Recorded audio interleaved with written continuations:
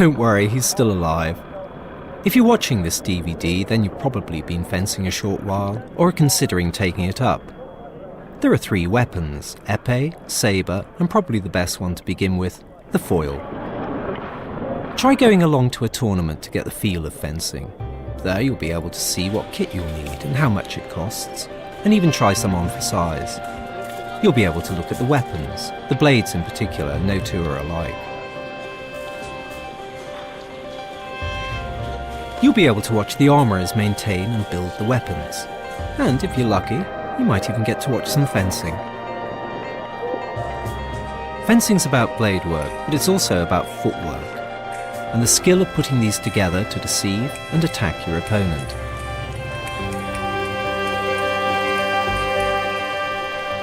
It's about getting fit physically and mentally. It's about self-discipline and practice, and even more practice. Fencing hasn't always been a sport. It used to be, well, a matter of life and death. It's been around for thousands of years. But you didn't just pick up a sword and attack your opponent, you needed to practice. The foil was introduced as a practice weapon for duelling, but sometimes they were used as dueling weapons themselves. This beautiful pair were used in 34 duels. The owner lost the last one, along with his life. Well, we start, I suppose, modern fencing with the 16th century, when for the first time gentlemen began to wear swords, and fencing masters were needed to teach these young men how to defend themselves. And so practice rapiers were introduced in Italy.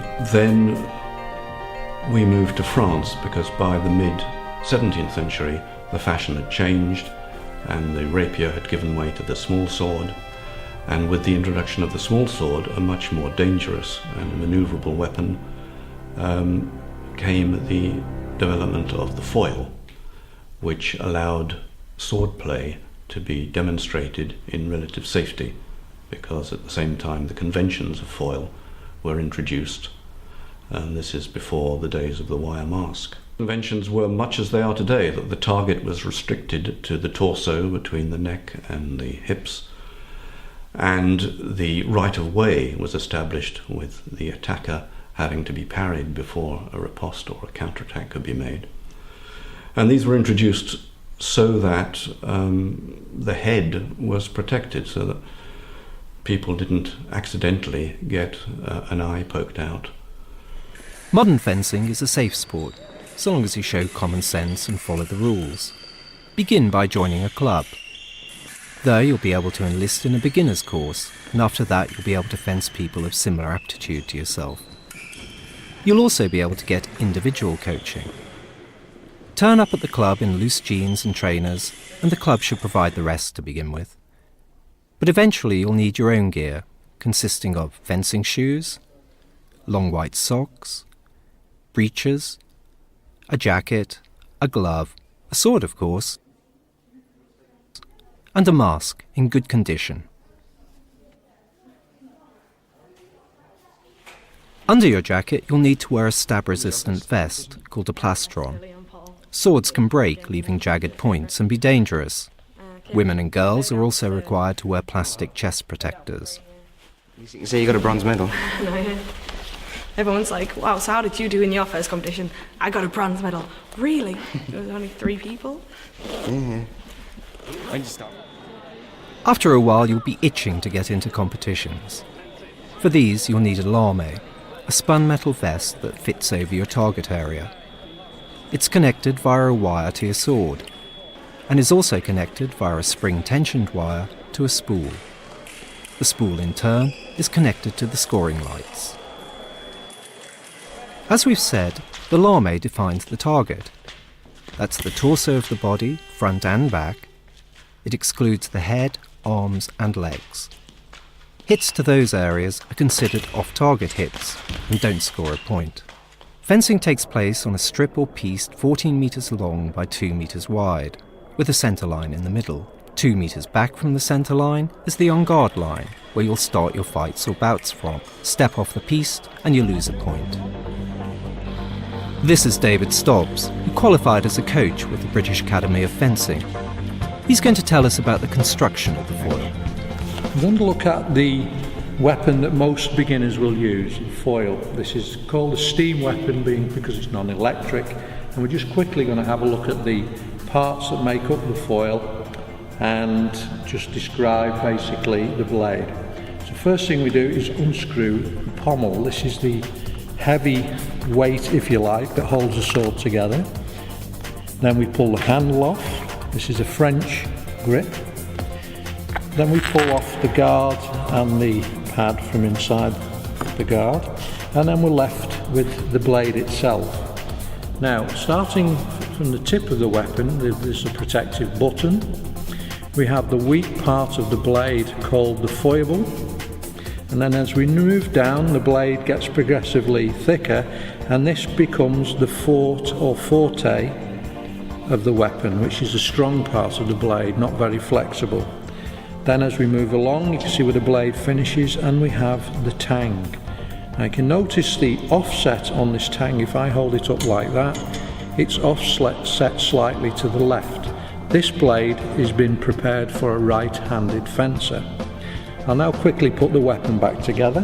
First thing that goes on is the guard, then the protective pad for inside the guard.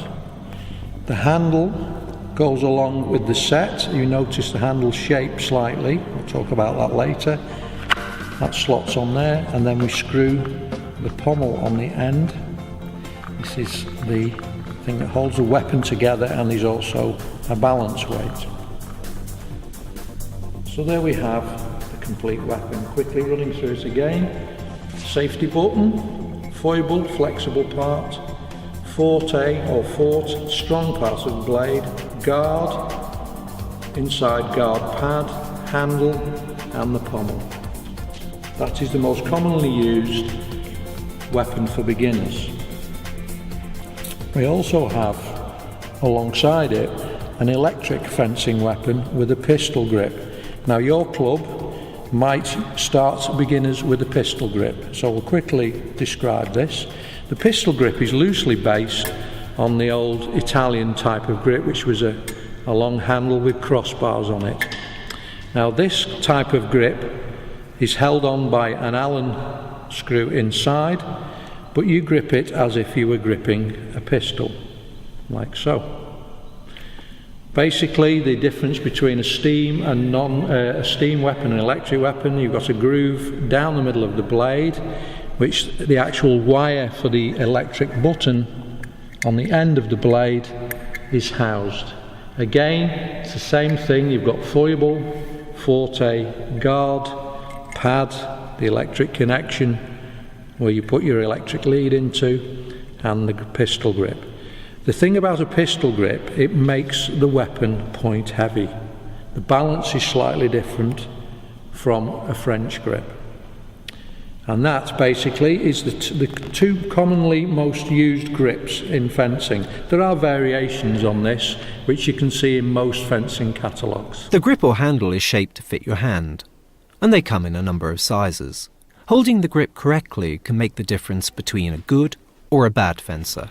Let's have a look at how we actually hold the foil. First we'll start with the French grip.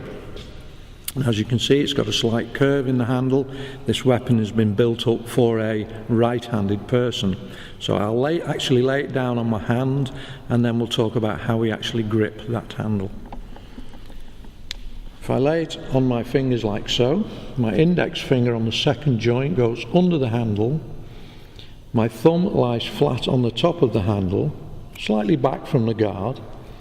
And these two, this index finger and thumb, are called the manipulators, because we can actually move the weapon by releasing pressure on the thumb and making the point go up and down. These three fingers remaining rest along the handle. These are called the aids. You don't actually grip the weapon, it's more like carrying it. Now if I move it into position like so, the hand is slightly supinated. You can now see the reason for the shape of the handle. It fits between the heels of the hand, and the pommel runs almost along the arm. Now, you would not grip the French grip like so, with the pommel down here, because it's a point weapon and you need to try and direct the point, so it's more easy to control if you use the manipulators and just relax the aid slightly, and then you can move your point round your opponent's guard with ease. This is the French grip. More balanced than a pistol grip because of the weight of the pommel at the end of the handle.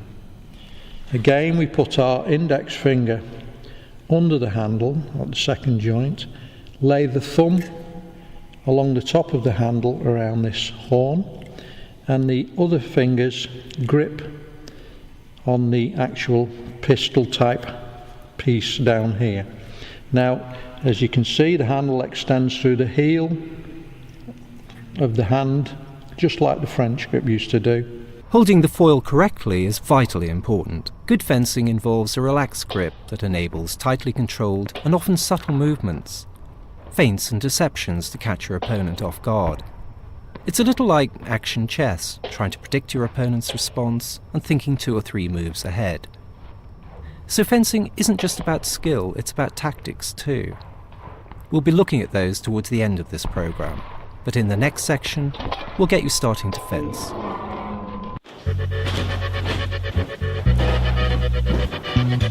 This is Laszlo Jakab, international coach to Olympic and world champions. Laszlo comes from Hungary, so his English may not be perfect, but it's a lot better than my Hungarian. So listen carefully. When shaking hands with an opponent or coach at the beginning and end of a lesson or bout, always use your non-sword hand. It's an old tradition to stop you getting stabbed. Fencing has its own code of honour and conduct. You must always salute your opponent, even in the old days of fights to the death. This is done by extending your sword arm horizontally towards your adversary, then bringing it vertically with the guard towards your chin before falling back into the on-guard position and awaiting the command to fence. As well as saluting your opponent, it's traditional to salute the referee or president, and if there is one, to salute the audience as well.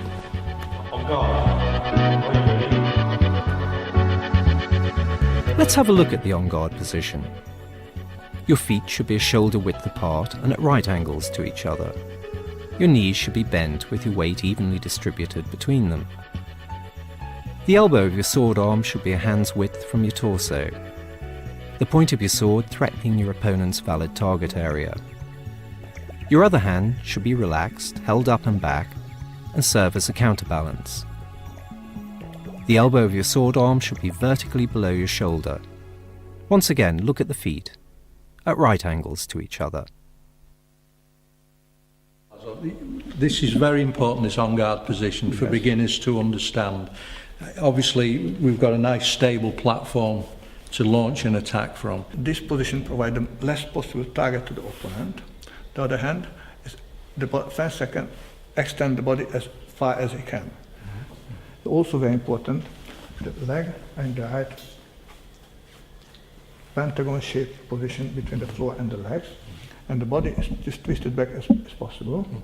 The hand is held above the head and the shoulder is relaxed. Nice and relaxed. So you've got maximum stability and maximum mobility. Yes, it's correct. In this position. Yes, it's correct. Now, try taking the on-guard position yourself. If you're left-handed, copy John on the right of shot, and if you're right-handed, copy Alex.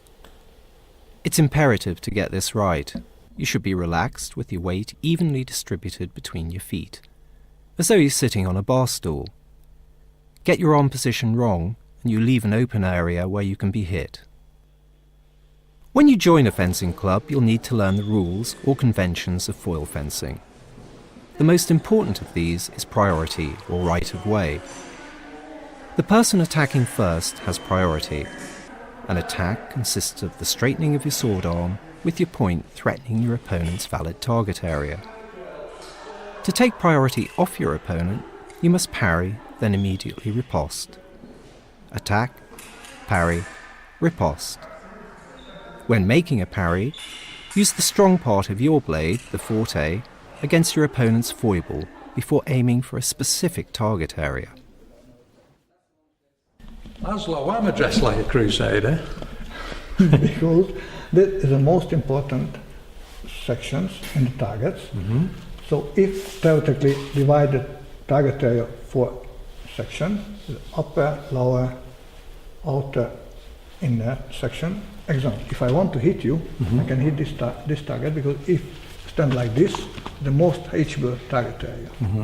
So this is the most common target area you have to for a protect it beginner. very well. Yes. Yeah. Okay. Like this. That's good. Very nice. Just watch John and Alex fencing for the next minute or so. Watch how they use their blades to parry, to feint and deceive. Watch how they keep at an optimum distance to both attack and retreat. And above all, watch the footwork.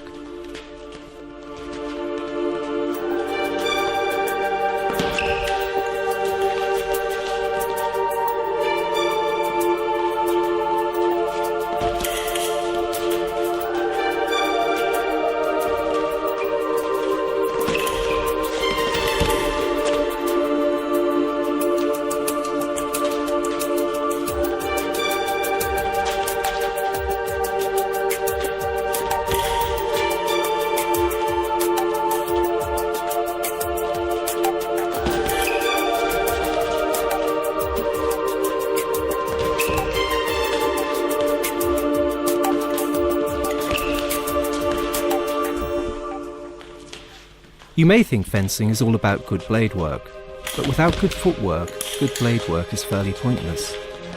And that's why we're going to concentrate on it in this section. It's your feet, after all, that take that blade to your target. Concentrate on good footwork from the start, and you won't learn bad habits, which are later difficult to erase.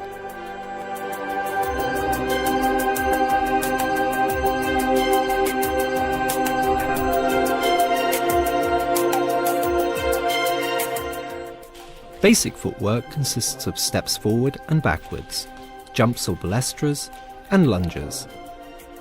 It's something you can practice at home. You won't need a sword, and it really does help to strengthen your legs for combat. Step forward, lunge. Recover, step backward. Jump forward, step backward. Jump forward, step forward. 2 step backward. Jump forward, lunge. Okay, Laszlo, that was fantastic. Just got a couple of points, Laszlo, I'd like to ask you. How do you initiate the step forward? How do you start the step? This is a very good question. It's a very important question. It's vital in fencing, the correct footwork. The step forward is always have to start raising the toe and landing with the heel. Step forward, a step backward. It's also very important when you complete the step forward, you have to put the higher leg very firmly on the floor. Again, step forward, it's landing together. Step backward.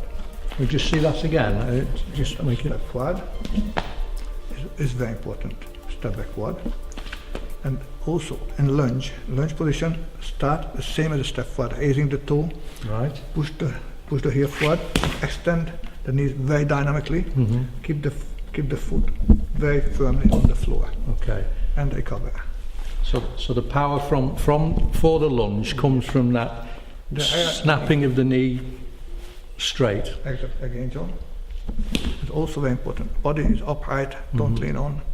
Keep the balance firmly. Right. Angar. Okay. To move forward, lift the toes of the forefoot and move it first. To move backwards, move the back foot first. Try copying John as he does these moves. When you lunge, use your backhand as a counterbalance, and when you recover forward, bend the back knee first.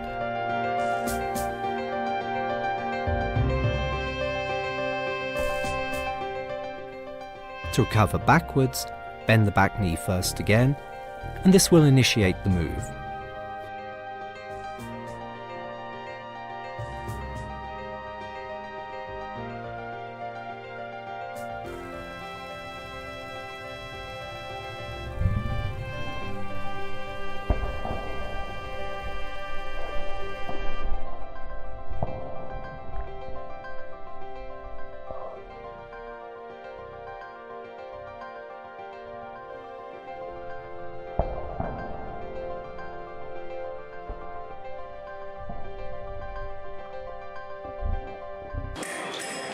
Good fluid footwork is important.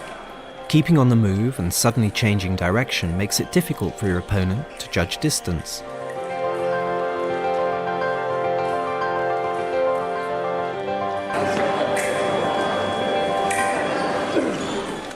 A really good exercise to try is fencing without swords. It helps you to concentrate on your footwork and keep the right distance. It's very important the distance is not changing between two fences. Right. And it's a useful exercise for beginners to do, yes? There are three very important requirements for correct footwork. Yes. First of all, the body, the upper body and the arm move separately from the leg. It's very important, very nice, very neat coordination. Also very important. Keeping distance is vital. If you stay far from the opponent, unable to reach your opponent. If you stay close to the opponent, it's very dangerous. The opponent can hit you. Also very important. Performing the correct footwork, putting down the leg firmly on the floor is very important for taking parry, doing feint, doing beat action, because the footwork is related for the hand. The handwork is related for footwork. So this is what we were talking about before, about having the stability and the mobility. Exactly. So what is a good distance to fence your opponent from? Ideally, it should be close enough so that you can hit them, but far enough away so they can't hit you. Sounds a fairly impossible task, and sometimes it's just down to speed and the length of your lunge. The guy on the right looks pretty safe though. Or maybe not.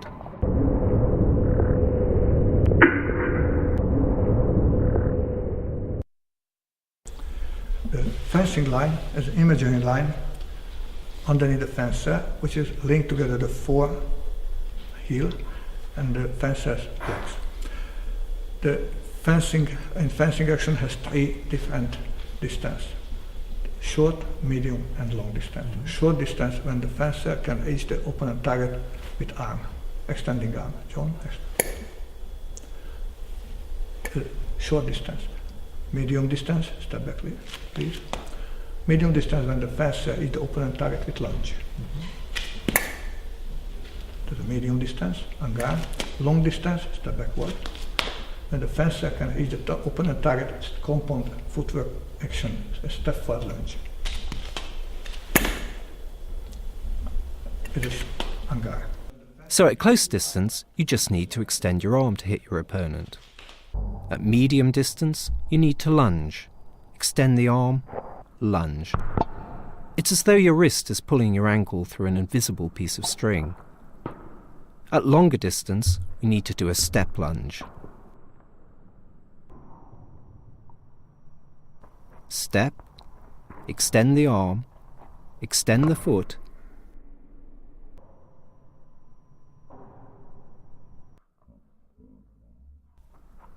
step, arm, foot.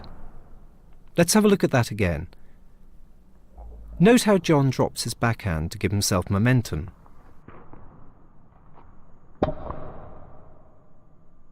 In the next section, we'll be looking at blade work. But for now, just look at the fencer on the left and how she stamps her foot, it's called an appel, to shock her opponent into moving backwards. A neat little footwork trick.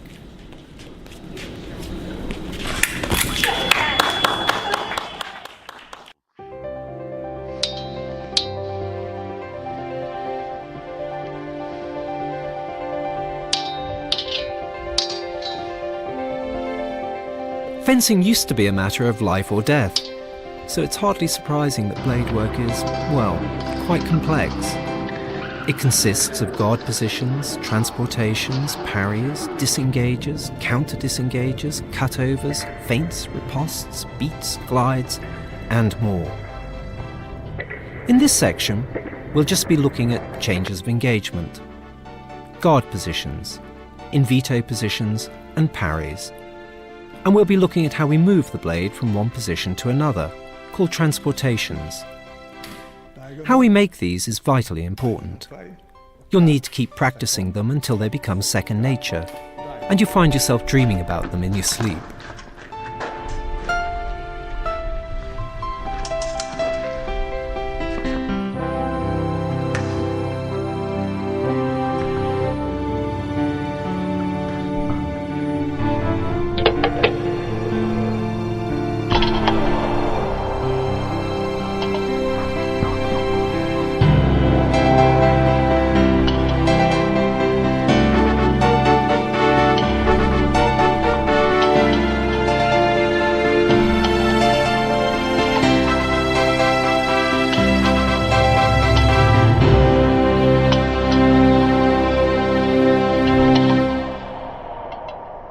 Before we move on, let's take a look at some of the finer points of the on-guard position and the lunge, because getting these right is imperative. Laszlo, can I just ask you, Alex is in the on-guard position now. There's just a couple of points I want to clear up if I can, mainly about hand positions. Yes, this is the most important issue. The arm is, elbow is front of the body, but don't touch the body. There's a small gap between the elbow and body. Okay. And hand slightly out, like this, and point facing the upper part of the opponent. Okay. That's Okay. it.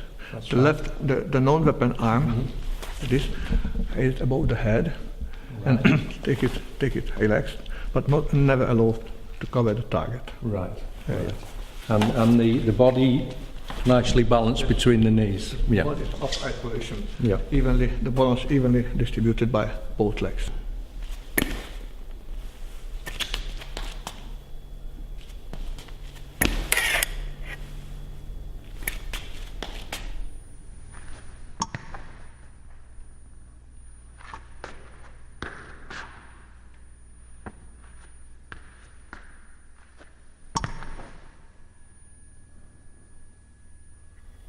Recover, step backward. Laszlo, can I just ask you again, the footwork is very important for the preparation of the lunge there, and Alex is out of distance to do a lunge, so she's stepping forward. Can we just have a look at the footwork and how it The works? most important issue, performing step forward injection, the legs start moving forward slowly, gently, and when the step been finished, extend arm completely and perform lunge. Right. And recover, bend arm, and recover, step backward. But again, slow, step forward, and lunge. Recover, step backward. Again.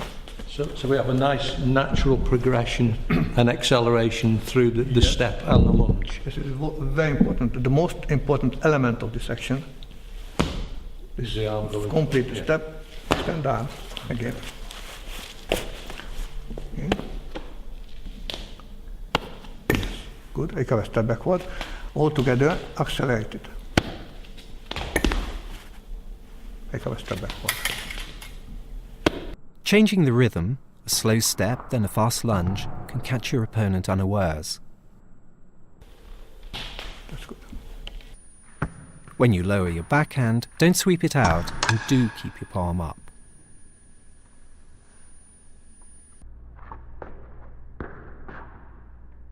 As you hit your opponent with your point, apply a slight upward pressure on your grip. This will give the blade a good bend and stop it slipping off.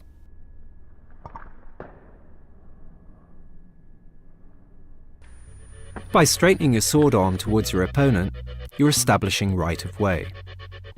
This is an attack.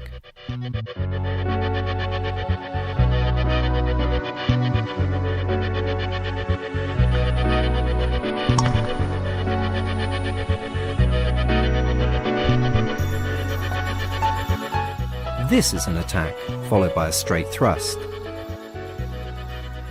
A direct attack to your opponent.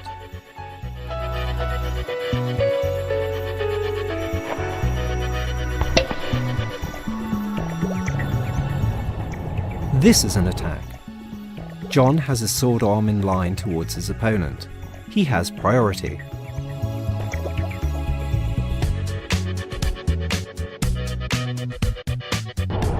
But as he pulls his sword arm back, he loses that priority and needs to re-establish it before it can be a valid attack.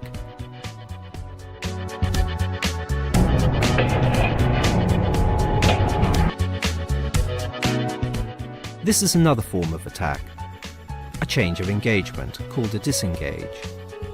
Just move your blade under your opponents from one side to the other and get stuck in.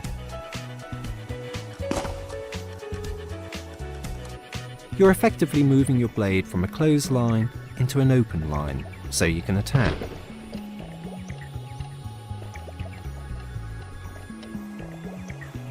Instead of going under the blade, you can go over it. This is called a cutover or coupe, and is another form of attack.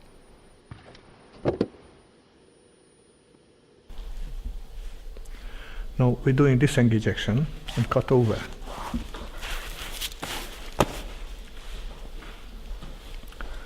Disengage action when you change the blade position and go to the other side and hit me.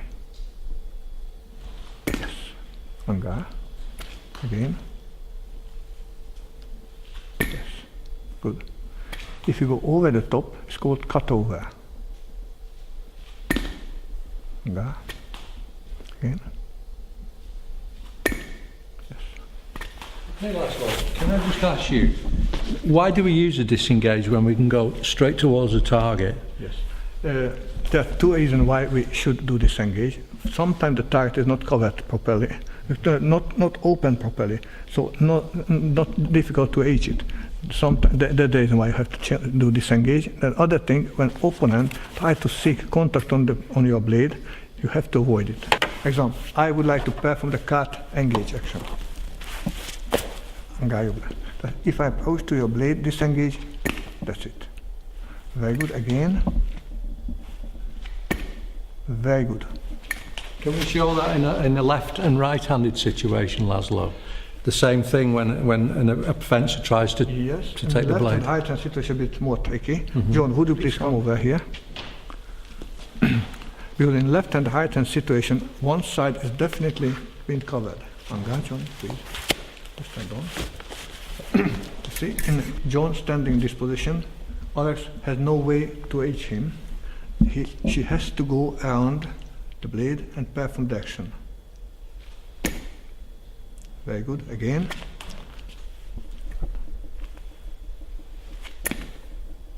Right. Or cut over. John has the same situation. John, in this situation, has no way to reach the target. He has to go around and perform disengage action. Again. Good. Again, cut over. And about the coordination, Laszlo, when do the feet move, when does the hand move? It is a very important issue. You cannot start with your leg. You have to start at your point first, and the leg join to the action when arm is moving forward. Again, very good, Alex. Again. Okay. John, cut over. Very good. Again. Don't start earlier, Anga. Extend your arm just. Yes, that's good. Okay, let's look at those attacks again. First, the disengage. Notice how neat and accurate John's movements are. Small, tight moves are much quicker and more accurate than big, wild moves.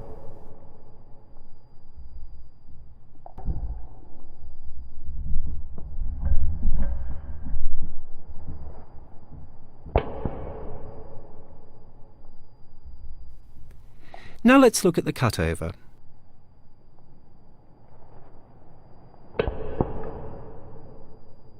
Generally, you wouldn't use a cutover over a high guard position. We're just doing this to demonstrate. The disengage would be faster. There is a fourth type of attack called a counter disengage.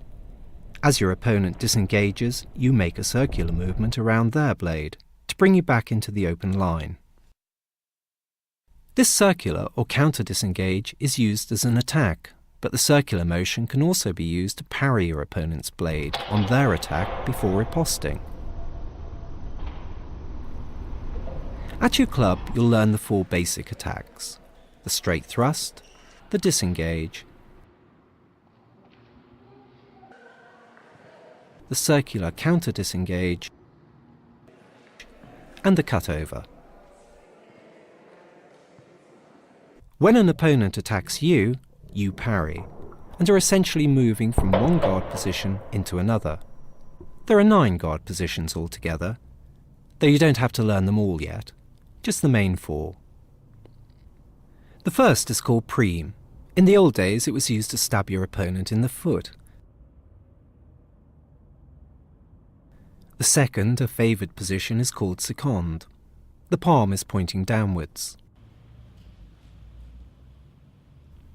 The third is called tierce, similar to sixte on guard, but with the palm pointing down. Another favoured position is called quarte or fourth, with the palm up. The fifth, similar to quarte, is called quinte, with the palm down. And the sixth is called sixte, our favoured on guard position. The seventh is called septime, with the palm up. Eighth is octave, with the palm up, and favoured by some coaches over seconde. Finally, there's 9 or neuvième, used to stop your opponent banging you on the head. Let's look at the main 4 that you need to learn. Sixte with the palm up, quarte, back to sixte, down to seconde, back to sixte, over to quarte, and down to septime. How you move the blade between these guards is called a transportation. Cease to quarte, simple. Okay, and cease. Cease to seconde, semicircular. Come down and cease. Cease to septime, diagonal. Come down and cease. Cease to circular cease, circular action. Please note that whether you're left or right-handed, whether you're on guard in this position, parrying into this position, inviting an attack into this position and in veto, it will always be called sixte. The invito is happen without blade, Right. not necessary to taking blade. Okay. The parry position necessary the opponent blade, with opponent blade moving toward to your target. You have to deflect it first, Right. the same position, same hand position as the invito, and performing riposte. Okay. Is the main difference. There are 4 different invito or parry position: the sixth, quarte, second, septime. Okay. You'll need to practice these. Sixte, quarte, seconde, septime. Look again. Sixte, quarte,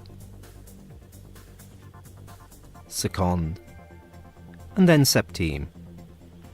Try copying John and Alex here. Quarte, and second, and septime, and line. You can move from any one of the main guard positions to any of the others. Seconde to septime, for example, a lateral movement. Other movements will be circular, semicircular, or diagonal. Sometimes you'll just move your blade to invite an attack, and in veto. Transportation when the weapon is moving from one invito position to the other invito position. Laszlo, when you talk about transportations, move in a certain direction, can you show us that? Yes, there are 4 ways to move. One of them is simple way from 6 to quarte, quarte to 6, second to septime, septime to second. The semicircular way, 6th position to second, second to 6. Other one, quarte, septime, septime quarte.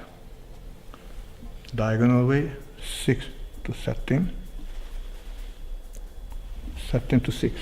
Right. And second, quarte, quarte, second. The circular way, circular 6th, circular quarte, circular second, circular septime. And why are these positions so important? It's very, very important because this exercise should be the base of the taking parry or taking blade action. That is very important. So we are talking about parries. The parry is the action when the fencer deflects the opponent blade against the target and protects on target area. Will you please take your mask on? This means if I attacking you, you have to turn your blade and block my weight with your foot and the guard part of your blade. There are 4 commonly used ply existing: ply card, ply sixth, ply second, ply septim. These parries, Laszlo, each cover a different target. Can you explain that for us? Yes. There are 2 plays which is protect the upper target, the ply card, ply sixth, ply second, ply septim, protect the lower area. Okay. The sixth and the second protect the outer area, okay. The ply card, ply septim, the inner area. Okay. That's fine. And the way you move the blade is very important too.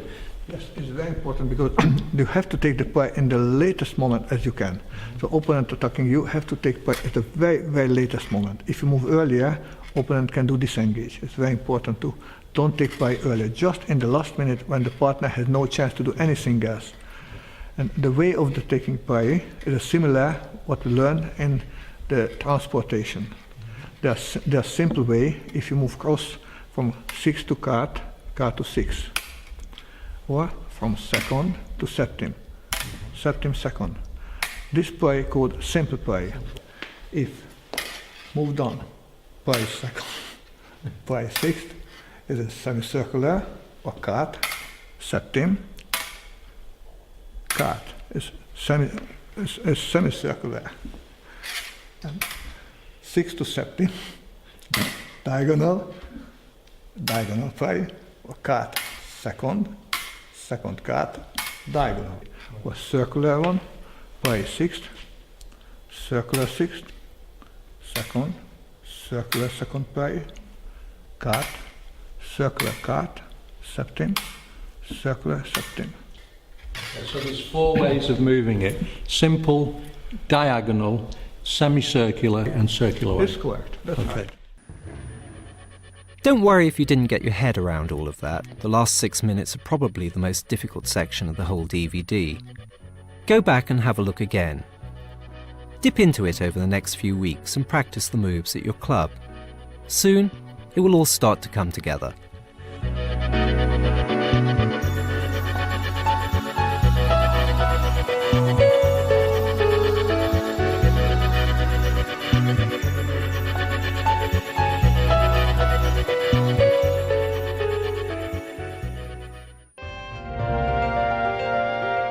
In this section, we're going to be looking at the riposte, the counter-riposte, and renewals of attack, called the remise and the reprise. If your opponent attacks you and you successfully parry, then you can attack them, the riposte. If they parry your riposte and attack back, then that's called a counter-riposte. We're going forward, taking ply and do riposte, because taking ply is just part of the procedure. The riposte is complete the action. So Angar, the ply we can teach in 3 steps: stand still, step backward, step forward. When the body is moving, the taking the ply always happens in the latest possible moment. So step backward, finish your take the ply when you finish your step, or even step forward. Take the ply this. Okay, Alex, Angar. I will perform the injection, stand still and riposte. Take ply card.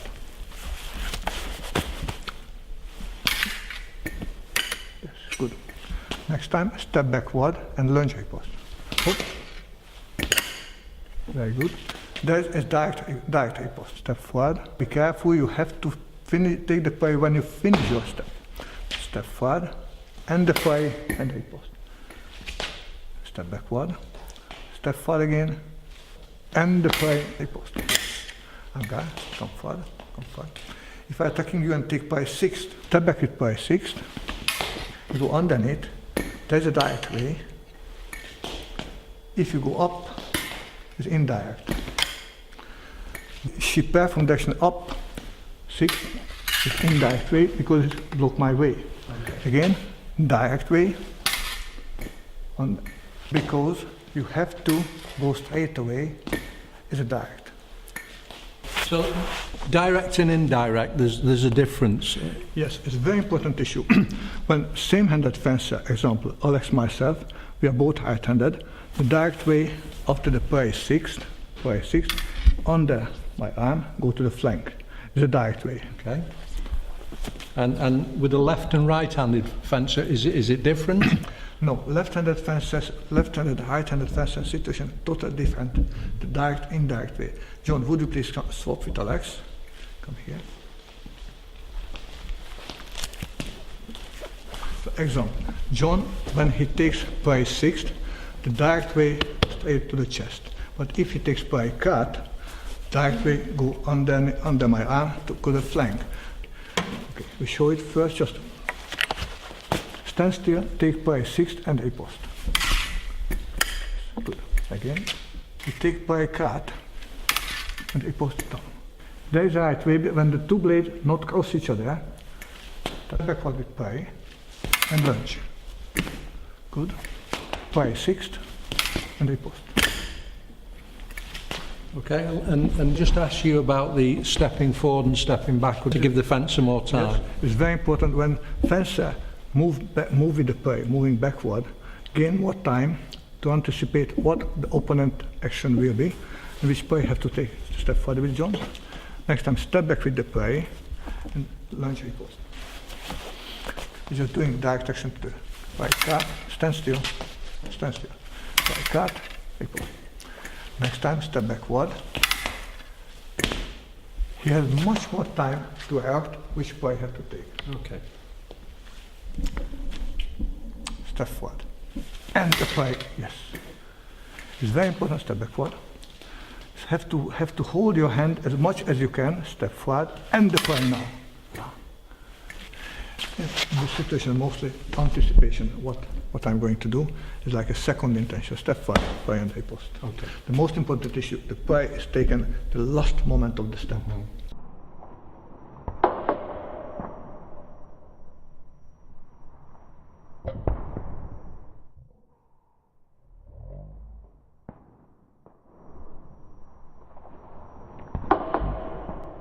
So the parry can be taken stepping forward, standing still, for example while you're on the lunge, or stepping backwards. The latter gives you the most thinking time to plan your response, while stepping forwards can often catch your opponent unawares.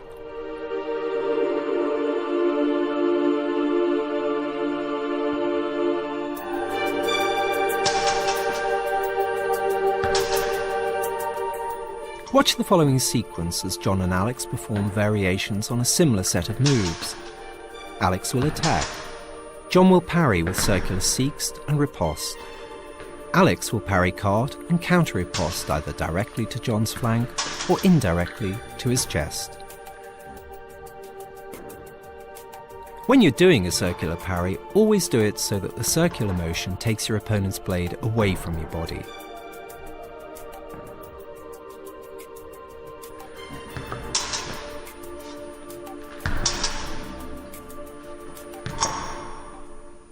Watch Alex's moves closely.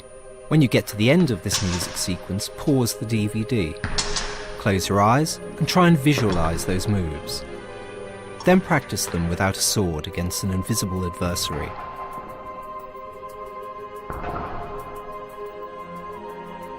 When you've done that, replay this sequence, looking at the distance between the fencers, how they sometimes parry stepping forwards or staying on the lunge.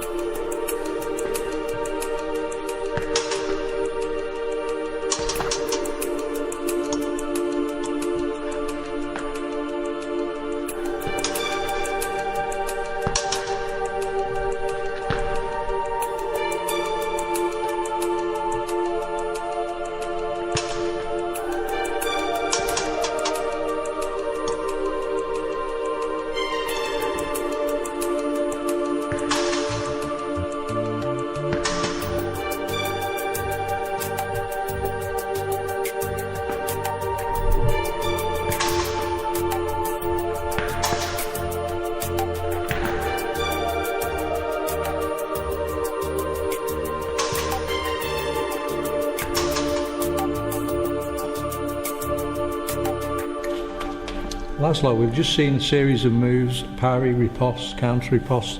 Can you tell us why it's important to practice this? It is very important because fencing situation, a lot of different combinations has happened, and fencer have to adopt the action, the required situation. Example, if you've seen, Alex sometimes finish her counter riposte, stand still, recovering riposte, and sometimes stay in the lunge position, sometimes recover and lunge.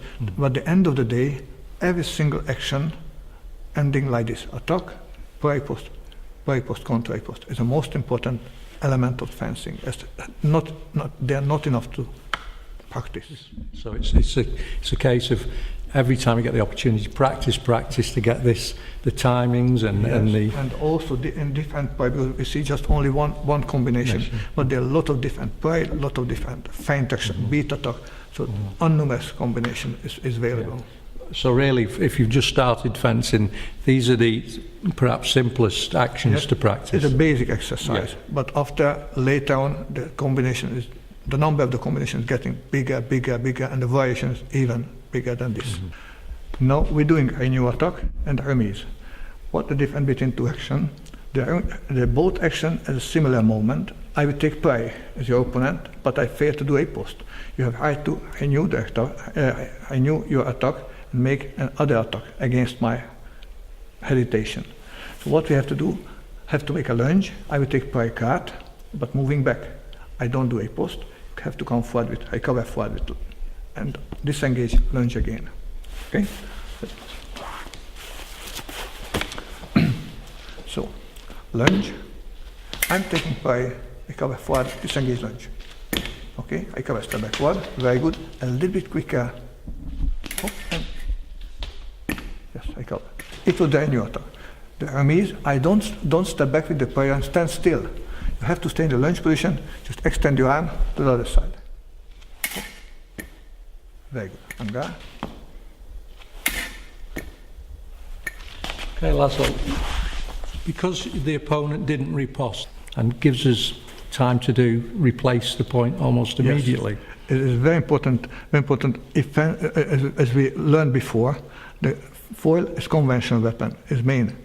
But after the success play, the defender has right to do a post. But if the fencer hesitates or fails to do a post, give the priority back to the opponent, the attacker, doing a new attack.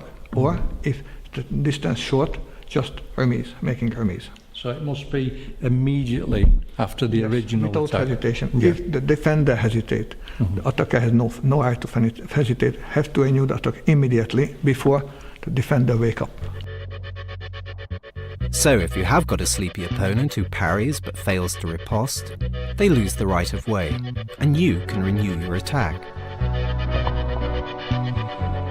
If your renewal of attack takes you through the en garde position in the same line, then this is called a reprise. If you change the line of attack by, for example, doing a disengage, it's called a redouble.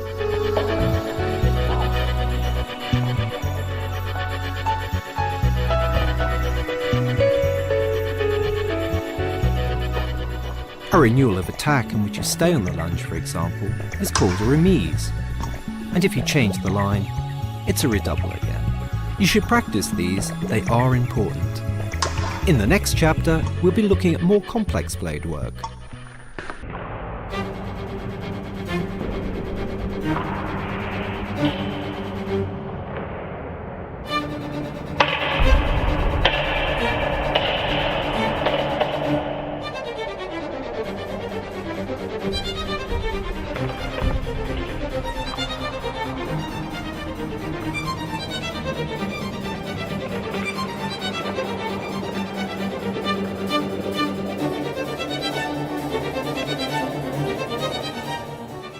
This is a big section.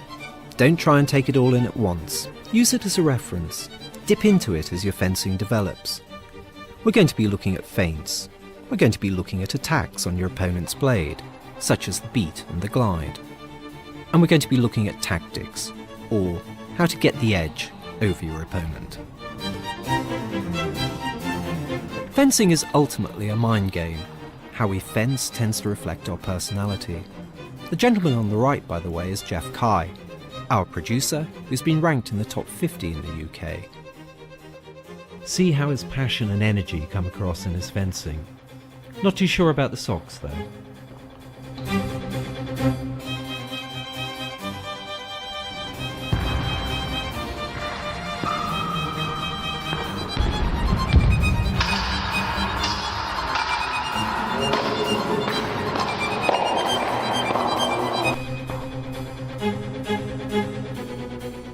Feints are about getting your opponent to move their blade the wrong way, drawing their parry so they open up a target area which you can then attack.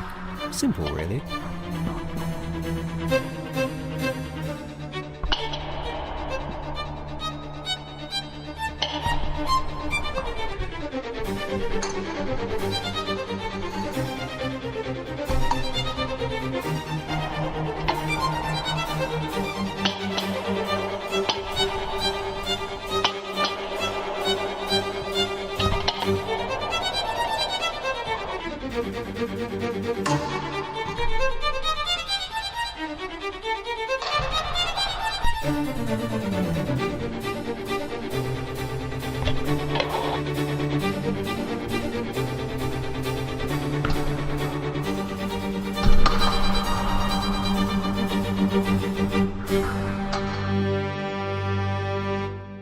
Now, we talk about feint today. The feint is an action which is used against fencer who is very good in taking prey. It's very difficult to hit. It contains two elements. One of them showing the feint, and there's a very powerful action which is trigger the partner to taking prey. But the partner takes prey, open the other target, and you can go around the guard, go to the open target. So,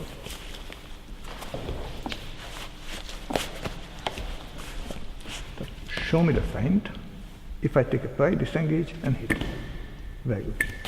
Again, feint. Yes. On guard.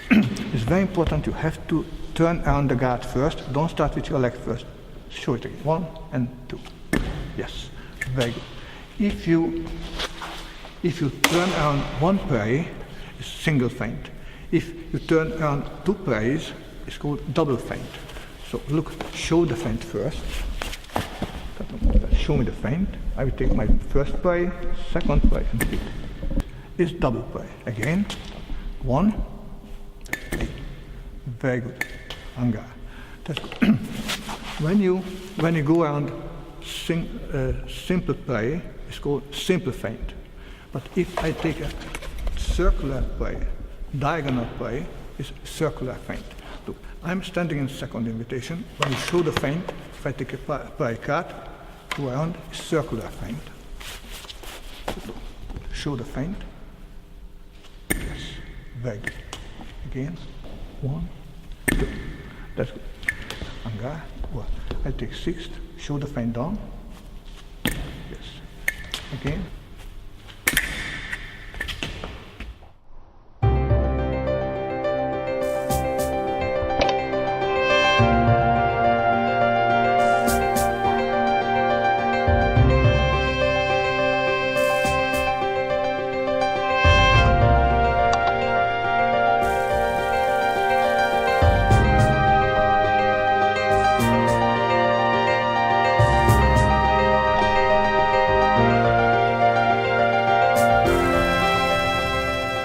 Alex will make a feint and then disengage under the parry. This is a simple feint.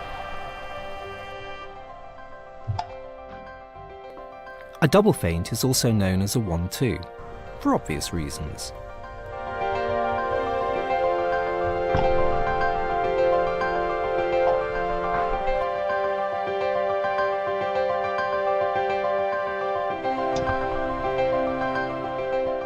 Here Laszlo takes the low line guard of second, so Alex feints to the high line to draw his parry, and then does a circular disengage.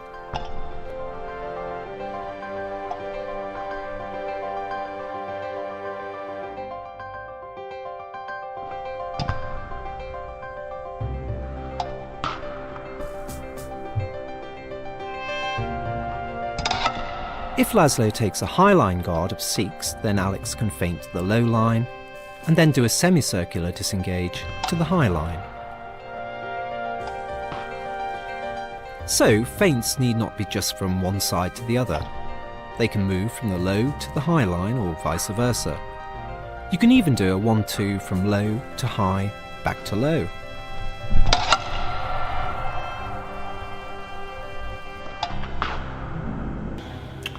There are no major difference between right and left-handed fencer performing feint. Just have to be very careful. Sometimes the way a little bit unusual and different, so have to be a bit careful when you perform the action. But first, simple feint, single feint. Show the feint, disengage. And again, 1, good.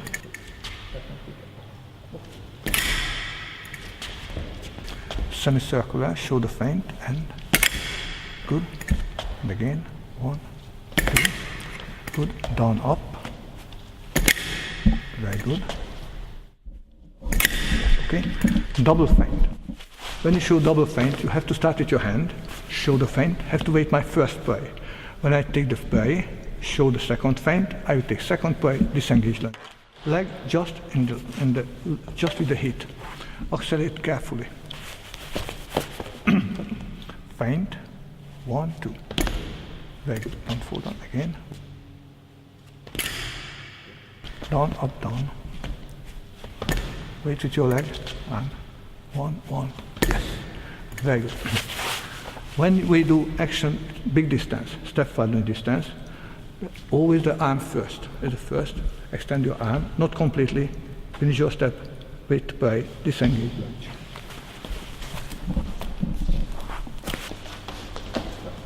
Show the feint with step forward, and good.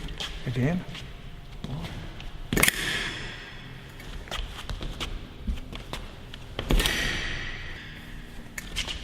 Step back, down, up.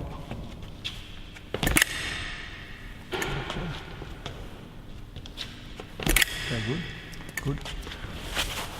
Double feint. Step forward, show the feint. Wait. The second feint is very firm. Have to take a play and disengage lunge.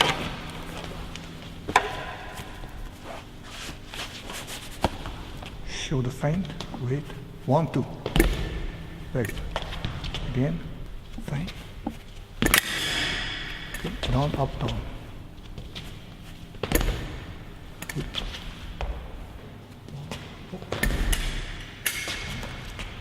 So a feint is used when your opponent has too fast a parry for you to make a direct attack, and a 1-2 is used when your opponent is strong on a sequence of parries.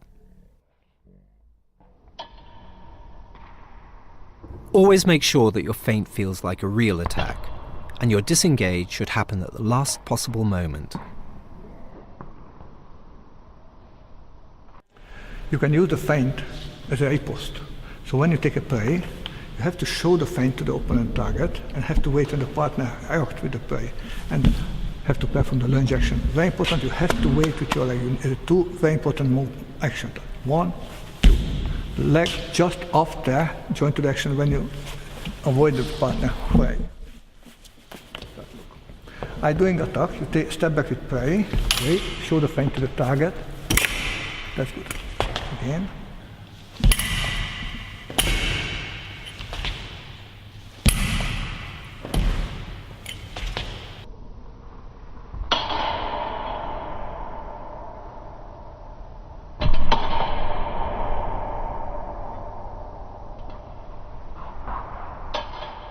Laszlo attacks, John parries, riposte with a feint to the low line, then up to the high line.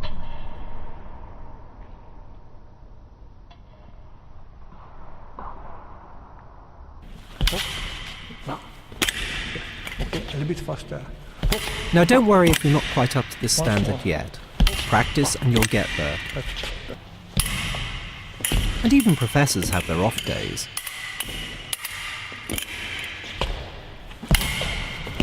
Oh.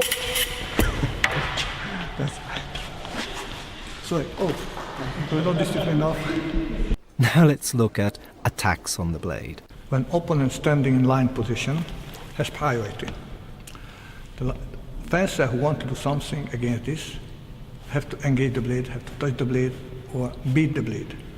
The upper line and lower line are quite different engage, different blade action, taking blade action. Upper line should be engage in card, engage counter sixth.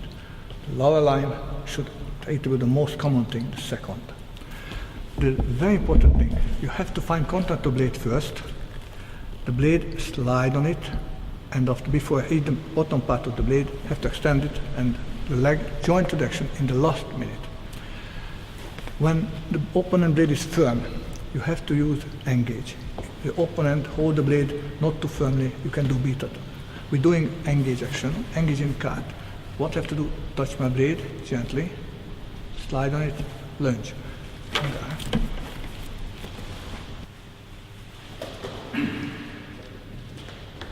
And touch the blade, yes, go ahead, slide on, extend your arm and lunge. Yes, very good. Again. Okay. Very good. A little bit accelerate now. More. Very good. Once more.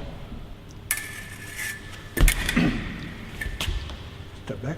The one more option, if my opponent blade is high line position, you can touch my blade, engage in counter sixth, and direct action goes under the arm.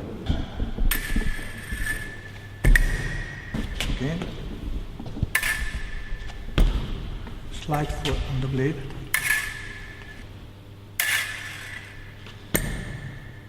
Second.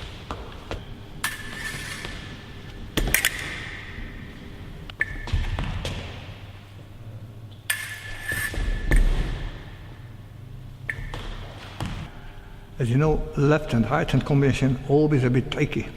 So when you do engage action by card, the target is a flank.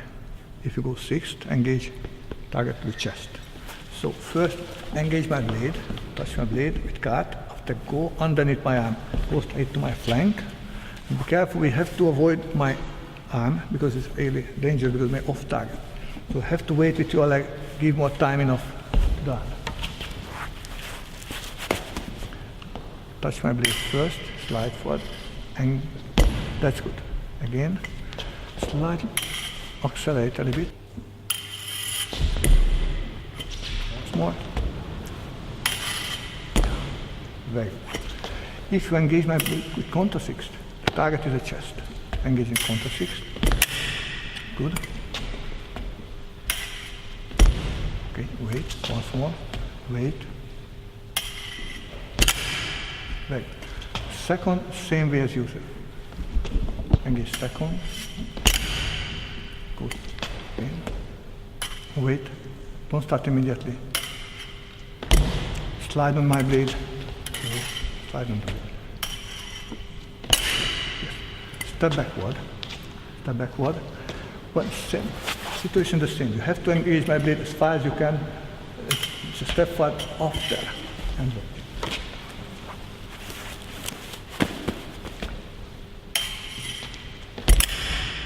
Very good. Again. Good. Engaging card, step backward.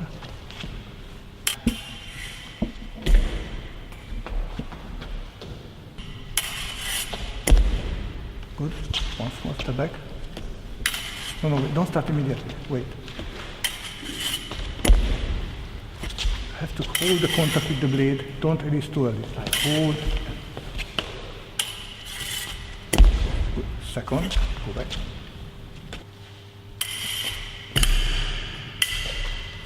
Step backward, a little bit more, step back. Once more.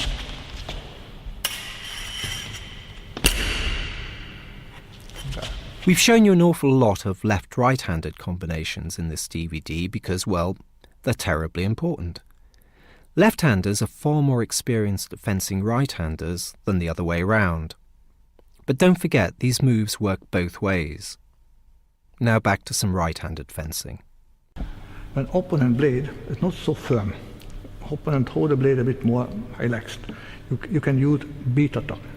The beat is very important because you have to deflect the partner blade in the right position. and you have to make place for yourself. The beat between the contact between the blade is very sharp, very firm. Engage, when engage action, the contact is quite long, but the beat is just a very, very sharp, firm movement. Need a very firm turn. Very important, your blade, you have to stop in the position when the opponent blade walks. Don't move with the blade, just like after turn, go straight ahead. The lunge, joint action after extension, turning down. So first, beat my blade with cart and lunge.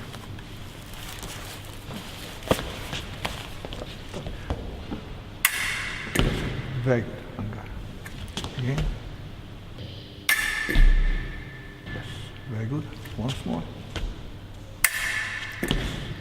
Very important, the beat is the upper part, the mid part of the blade, not the lower part.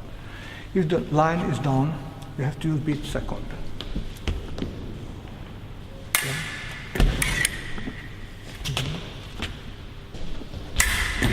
Very good.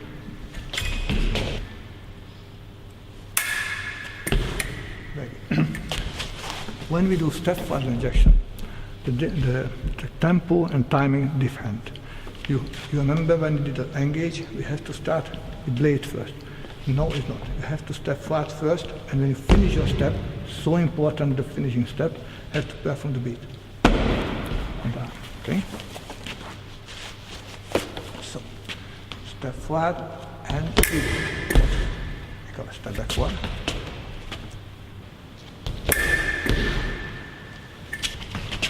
Hold. Don't keep egg between the beat and hit. After the beat, have to accelerate. Okay, go back. Okay, once more. Okay, same second. Be careful. The longest way, you have to be careful. Stay. Just step forward. Easy. After the beat, accelerate your hand. Very good. Once more. Slow. Very good. So when you do beat attack in left and right hand situation, after the beat card, the direct way is the flank. But be careful, it's possible if the opponent blade is down, not too high, you can go straight ahead to the upper section. But the direct way is a flank. Opponent blade down, beat, and guard. Very good. Again. Very good. If opponent hand is down, yes. Good. Beat second.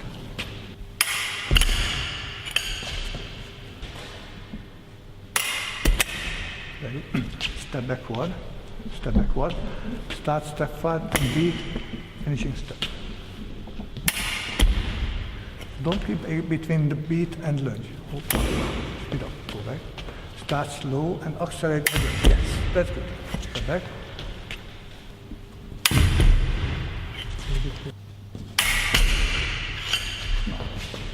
Beat second.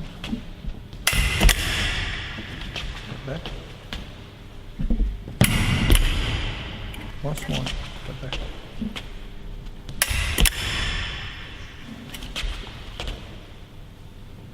It may take some time, but once you've mastered everything on this DVD up to this point, you'll be more than ready for competition. Which is where you'll realise that your opponent is just as devious and just as cunning as you are. Looking for your weaknesses as you are for his. And this is where tactics come into play. Laszlo, can we talk about tactics in this section? We need to look at tactics and how the fencers can use different moves to outwit their opponent. Yes, in this program we learned a lot of new things. Attack, beat attack, play post, feint, a lot of different combinations. When fencer goes to the piste, it's always in two situations, attacker, defender. Have to take decisions very, very quickly, because the situation changes within seconds. So will you let me show what fencer can do if attacker position, what fencer should do when defender position. Example, John is attacker, Yes. Alex defender. Okay. Example, John perform step forward lunge action and hit Alex. That's it. If Alex is a defender, knows what John does, takes prey. Go. And that. When John, is attacker, knows opponent takes second prey, what he can do? Feint attack.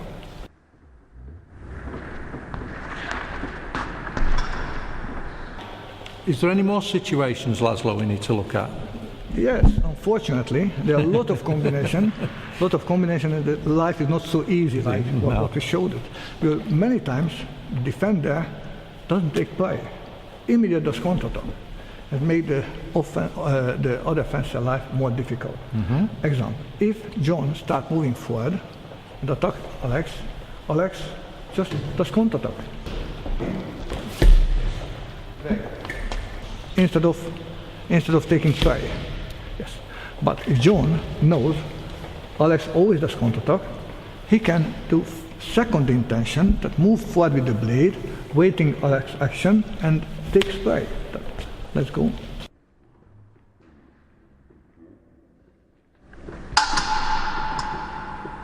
It's called second intention. Okay.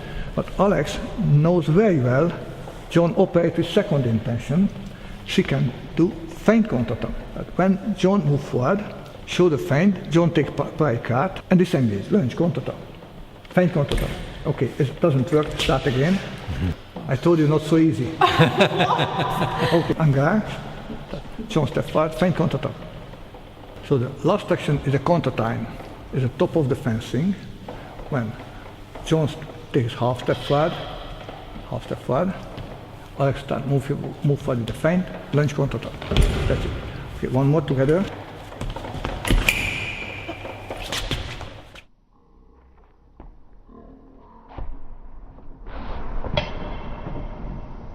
If fencer reaches the stage, you should say knows everything. Right. I would say something. Angar, relax. I would say something. I cannot give guarantee. If somebody does it, we'll be world champion. No. Even we'll be a very good fencer. But if you're working hard, you should be better. Okay. That's what the programme's all about, being better. Thank you very much. Tactics is a vast subject and very difficult to teach. We've only just scratched the surface here. It's a matter of second and third guessing your opponent's intentions and watching for their habits. Our final section looks at what to expect in your first tournament. There's absolutely no point learning all these skills if you don't put them to the test, and there's no better way than entering fencing competitions. Your first major competition or tournament can be a daunting affair. And if you feel a little bit scared, well, everyone's been there. Unless you have a little apprehension, you probably won't fence at your best. When you turn up, you'll need to register. Usually you'll need to provide a membership card from your national fencing body. These generally cover you for third-party insurance.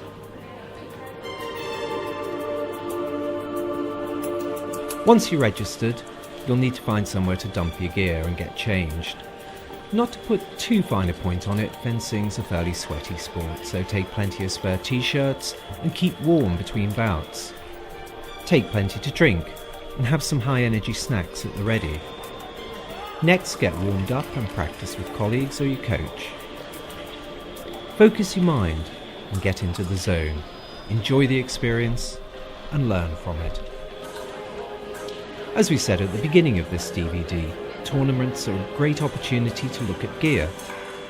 Because most fencing clothing is sold over the internet, this is an opportunity to try some on and check sizes, and also to get the wiring checked on your swords. Fencing bouts will always have a referee, and their decision is final, so there's no point arguing. Watch the other fencers and look at their styles. They may vary a little from those at your club.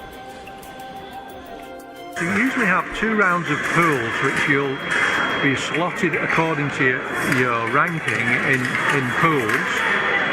that you'll fence in the pools, and from the 2 rounds of pools you'll be given a ranking which will then move you on into the direct elimination fights. Now this is a real crucial part of the tournament, because if you lose a direct elimination fight, you're out of the tournament. These tend to be for 9-minute period, 3-minute segments with a minute's break in between each 3 minutes, and the scores will usually be up to 15. So you've got 9 minutes to score 15 hits and get through to the next round. Now sometimes if the fencing's very tactical, you won't score 15 hits. It might end up you winning the fight 10-7 and the fight time's out. So you move on into the next round of direct elimination until you work your way up into the quarter-finals, semi-finals, and hopefully, if you're very good, into the final itself. Well, that's it for this DVD. I hope you've enjoyed it. This is Alex on the right, in the finals of this tournament. She's 4-1 down. If modern fencing has anything in common with the old duels, it's courage. And if there's one lesson to be learned, it's never give up and never give in.